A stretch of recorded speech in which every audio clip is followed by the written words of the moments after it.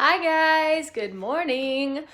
Today I want to take you through CARS. So it stands for Controlled Articular Rotations, and it's a good way to just kind of check in with your body, see what's going on, increase your mobility and strength because controlled, yes, you want to really control that movement in your full range of motion. So we're going to start from the top to the bottom, starting with our head, then taking it to our shoulders. I meant to write a list so I don't forget anything, but if I forget anything, that's fine. We can just do it a different day. So, again, starting nice and neutral, and for me, a neutral position will always be parallel, feeling those feet right underneath your hips, drawing that belly to the base of your tail, shoulders are stacked up right on top of your hips, hips stacked up over knees, knees stacked up over feet. Shoulders are down and back. You're going to just draw a big circle with your nose, dropping your head nice and slow. So take it down, gently roll it to the right, take it up and back, and over to the left. Take it back down, again to the right, up and back, and down. And you really want to isolate this movement 2 more times. So keep your shoulders down and back, plugged into that shoulder socket. Keep your belly reaching for the base of your tailbone. You can have a slight little knee bend, but keep it really soft. Sometimes that knee bend helps you draw your body up and control yourself through your hips. Good, now we're going to reverse that circle with the nose. Take it around to the left. And don't hold your breath just because you're controlling your movement. Still keep it nice and even. Deep inhales and exhales help us with our range of motion. Also keep us from passing out. Kind of essential for life and exercise. Good. All the way around. And one more time. If you have grown up dancing, they are not called CARS. They're just called isolations, but it's essentially the same thing. That's one nice thing about some of the cross training I've been into lately is you discover things that have been in dance and normalized, but they're just called something else and utilized in almost all mobility practices. All right, now we're going to isolate one shoulder at a time, and again, just keeping it really controlled through that movement. So I'm going to take my right shoulder, squeezing it up, taking it around and back, all the way down, and back up and around. Good, try not to let your rib cage get involved. Keep that core nice and tight. And around. Really let it come up to your ear, pushing down your back and around. One more time, take it up and around, down your back. Good, now left side, same thing. Take the left up, rolling it back and around. And we've done these on all fours before. It's the same thing, but sometimes it's easier to feel this isolation in a nice neutral standing position. This is also going to be a practice that's accessible for every single person. Regardless of your level, you should be checking in with yourself and really getting those joints as mobile as possible. Good, now you're going to reverse that circle on the right. So this time take it back, up and around, and forward. And I believe we have done a variation of this probably every single day of January. I love my shoulders, so I have to move them. Good, again. Good, now same thing with the left, taking it back and around, up to your ear, and rolling it down. Again, back and around, up to the ear, and rolling it down. One more time, back and around, up and down. Now just a couple times I'm going to take them together, squeezing them up, back and around, and down. One more time, rolling back. Now reverse that circle, take it up and forward. I opted for no music today just so I could talk you guys through this a bit. Also, that way YouTube won't send me 10 emails saying all of my music is flagged. All right, from here, I'm gonna widen my stance just a little bit. We're gonna take our ribs, shift those ribs forward and back. Again, forward and back.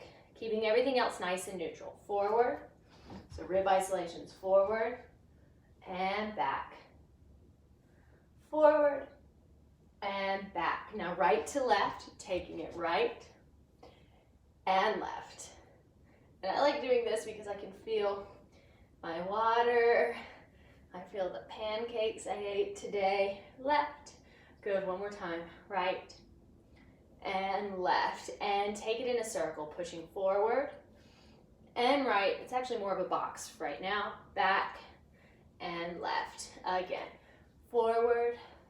Good, to the right, back, and left. Reverse that box. Take it forward, to the left, then back, and right. Forward, and we talked about this a couple of days ago. You should feel that fascia kind of start to release through your core, through your back. Now we'll circle it around to the right, around, right, and around. Reverse the circle. Take it left, and around. Left and around. Good, now your hips are gonna push right and left and try to isolate it, not getting that rib cage involved. It looks funny, but it should feel good in that hip joint to just kind of work out some of those kinks, loosening it up. Take it forward and back, forward and back. This is always fun to teach to little kids. They have so much hilarious commentary. They're like, what? Back and forward. And back. Now make a square. Take it forward and right. Now back and left. Again, forward, right, and remember to keep it nice and controlled. Yeah, you're still working through that center. Reverse the square. Take it left, back, and right. Forward, left, back, and right. Now circle it. Forward, around to the right. One more time. Around to the right. Now reverse to the left, controlled. You can slow it down if you want to. In fact, let's go ahead and do it slow. Take it around to the right, slow. 2, 3, 4, 5, 6, 7. Reverse that circle. 4, 8, 7, 6, 5, 4, 3, 2, 1. Good. We're going to take our wrists. Yeah, so first just start gently stretching, pulling the whole palm back, and you want to make sure that the stretch is actually happening from your wrist and it's not just your fingers. Holding it here. Let's hold it for 8, 7, 6, 5, 4, 3, 2, switch. Holding it here. And again, you want that stretch to be coming from the wrist, not from your fingers. Holding it 8, 7, 6, 5, 4, 3, 2, 1. Good. Stretch the right hand down the other way. Again, not fingers. I feel like my fingers are maybe it looks weird in the screen. It's like my fingers go all the way back to my wrist. What is that? I don't know. Hold it for 8, 7, 6, 5, 4, 3, 2, switch. Holding it 8, 7, 6, 5, 4, 3, 2, and 1. Okay, we're going to take both hands and try not to let the fingers do the circles. Make sure it's coming from your wrist. Come down so it's a little easier to see. So from here, we're going to take our palms forward, to the right, down, and around. Forward, all the way, down and around.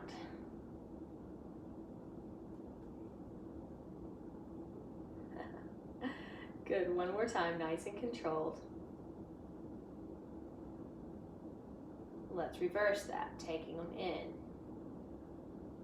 And I'm trying to keep my elbows as straight as possible, so I'm truly isolating that wrist joint and controlling the rotations. Good, now elbows, yeah? You're gonna take your hands up, turn it out, push down. Up, flip, push down. Up, flip, push it down.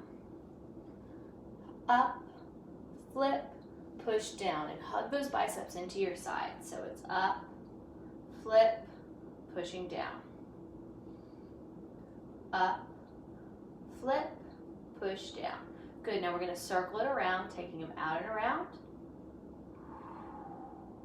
Good, again, arms stay hugged in. And you may not have a lot of elbow mobility, I don't really know. But you wanna just make sure you control that motion through your range. And the more you do this, the more you will increase that range. Reverse that circle, taking them out and around. It's like a tiny little sunshine. Ah, yeah. Again, taking it up and around. And you should feel this through your center. You should feel this through your shoulders and through your biceps, because it takes work to hold everything else steady while this is happening. Good, take your palms, place them right underneath your shoulder joints. We're gonna do the same thing with our shoulders, looping that scapula around. Yeah, so we're gonna start sending our thoracic spine down, loop those shoulders back and around. Take it down, back and around. So work through that fascia. Now reverse that, taking it down and up and around. Down, up and around. Down, up and around. Good, now from here, breathe in, and we're gonna take that back, cat-cow, taking it in and up. Again, in and up.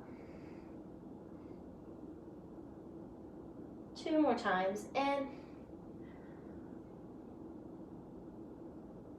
and up. And I still have a lot of work to do loosening up my spine through my lower back. It wants to stay, like I wish I had a lot more curve here and a lot more flexibility in my upper back, but that's good. I always have something to work on, don't we all? So now we're gonna take those hips and circle them around, getting that full range of motion. So basically you're just gonna make as big a circle as you can with your knee. So taking it up, I'm gonna take it side, into my chest, and back and around. Up, side, into the chest, back and around. Up, side, into my chest. Again, you don't have to go with my tempo. You decide for yourself. Good, same thing with the left. Up, out, into the chest, and around. Up, out, into my chest, and around. Up, taking it out, in and around.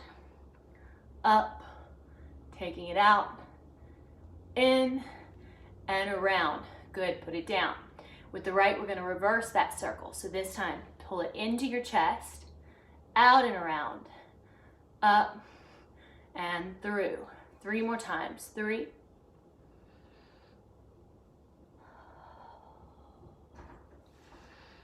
2, and around. Hey, baby. You okay? Sky just sent a video saying they're about to be here. Okay. Saying they're about to leave their house. So I'm so excited. Okay. They are coming over. Awesome. I told ya. Awesome. All right, that's cool. I can work with all the children today. Take it up. Now around and back and through. Again. Up, around, back and through. Good, and work those abdominals to keep those hips as steady as possible. It's a major challenge for me. Taking it around and down. Good. Wiggle that out just a little bit. Good. Now we're gonna roll out our feet. So You want to take your right foot,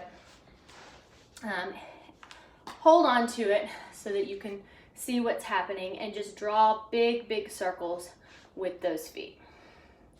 Yeah, so you want to be able to make a full circle as much as possible. Nice and slow.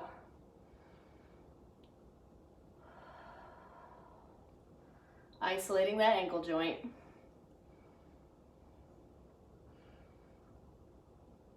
Good, now reverse that circle, draw the circles in.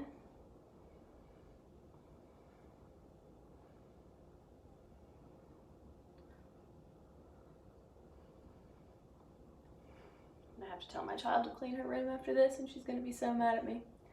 I already know. All right, switch legs.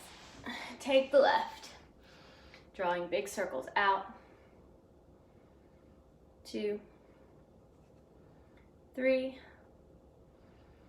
4, let's do 8, 5, 6, 7, and 8. Reverse, take it. 8, 7, 6, 5, and a good thing to accompany your cars would be rolling, either rolling on a ball or rolling on a foam roller, or even taking like one of those rollers that has like little bumps on it and actually manually rolling out your arms and legs and back.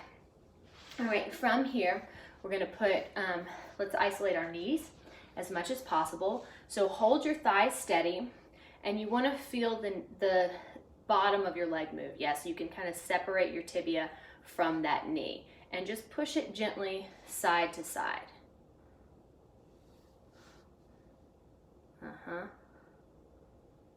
I do not have a lot of mobility through there, so it's really, really subtle. It's kind of hard to see. You might have more, you might have less. It might just feel really weird. I feel it right here, like right below my knee joint, and it's just a very subtle little movement side to side. Take the other side, same thing. So holding that thigh steady, letting your leg move just from that knee joint. Just kind of working it out, checking in. Good. Now I'm going to take my legs out straight, and I want to move, relaxing your knees, and I want to just move my kneecap around gently. If you think about the disc of your kneecap, you just want to gently push all the way around the edge, like if it was a Tupperware top and it was really, really stuck in there. You want to find a way to create a little gap all the way around so that you can peel it off, but you're not going to peel your kneecap off. You're just going to move it all around. And check in. This is a good thing to do every day. It's going to be different from day to day. Like when I run a longer distance, my knees get a little tighter, my legs get a little tighter. When I stretch more, it's all a little bit looser. At nighttime, you're probably going to be more mobile, more pliable than you are in the morning, just because you've had the mobility of the day to kind of warm you up. All right, check in with the other one. Then we got to get our toes, and then we are going to call it a day. And I guess I'll get ready for my niece and nephew to come over.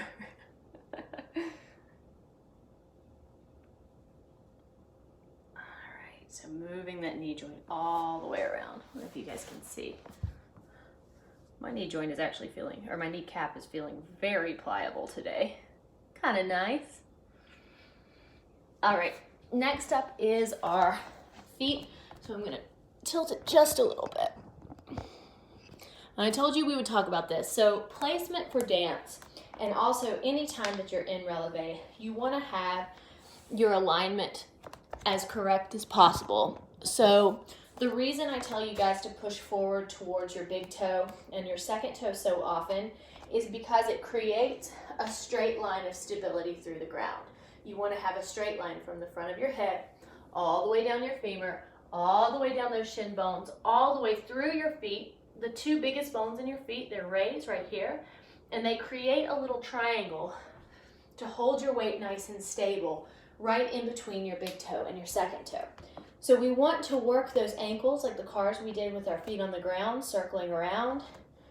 that helps you loosen up those ankle joints and increase your range of motion through the ankle, which makes things like a high demi-pointe, that high releve possible. It also makes the line of a pointed toe prettier to look at, just because you want those infinite lines from your shin all the way through infinity. Yeah.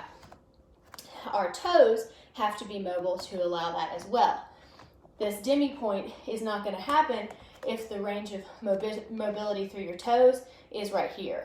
Yeah, so you could have a super mobile ankle, but if your toes aren't allowing that bend to happen, then the alignment still isn't there. So it's important that we work that, even if you're not dancing, even if you're just someone who walks. So we're gonna take a second and we're gonna lift our big toes. Ooh. My right always is happier than my left. Put it down, now lift your little toes. Good, big toes. And little toes.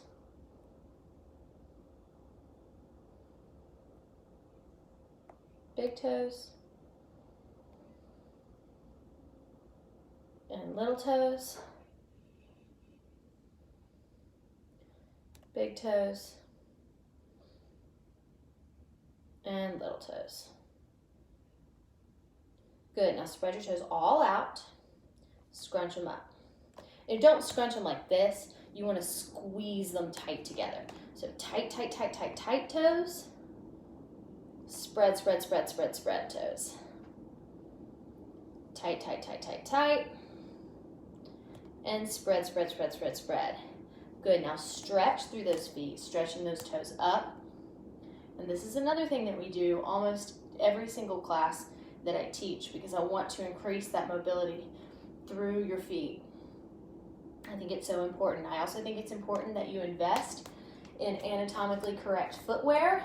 I love Vivo barefoot shoes. To me, they're just the cutest. They look like cute shoes that you would want to wear, but they give you room to spread your toes, and they're super, super thin and flexible through the soles, so that you can feel the ground, get that feedback, and still work through your feet correctly. Zero shoes, they make some great ones too. I have a pair of hiking boots from them. I love them. Earth Runners, those are amazing, super minimal. They're a little cold for me in the winter, but I like them in the summer. Good, now this time you're going to take the tips of your toes, roll forward, and gently, gently, gently push, not too much. Keep it nice and gentle, so here you should feel the stretch in the top of your foot and the top of those toes. But yeah, zero shoes, field grounds. I don't have any of those, but I really love them. I keep looking at them. They have some really cute, sporty little sneakers. Earth Runners. I think there's a few others too. But Vivo Barefoot, by far, my favorite. I have so many of those. Every time they have a sale, I buy more. It's almost a problem. My running shoes are Vivo Barefoot. They're so cute to me.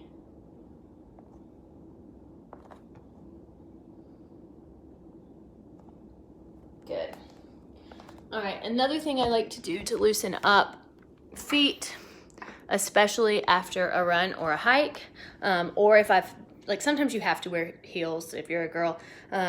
It's like, if you're like at a fancy thing and wearing a dress, it looks weird to wear flat shoes to me. So if I have to wear heels though, I like to do toe spacers, or at least manually space my toes afterward, and I like to roll them out. So this is a foot roller from Amazon, and you put the pointy sides closer to your foot, and then you just gently push down and roll, roll, roll.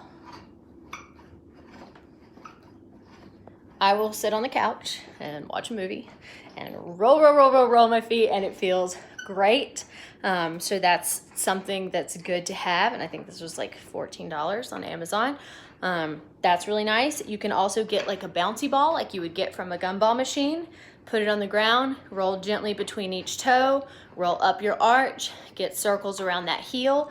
That helps as well. And then a good way to space those toes is either to take a sock and weave it between your toes to just kind of make a space, or you can take your hand, weave your fingers in between your toes. Ooh, my feet are so cold. and roll them around like this.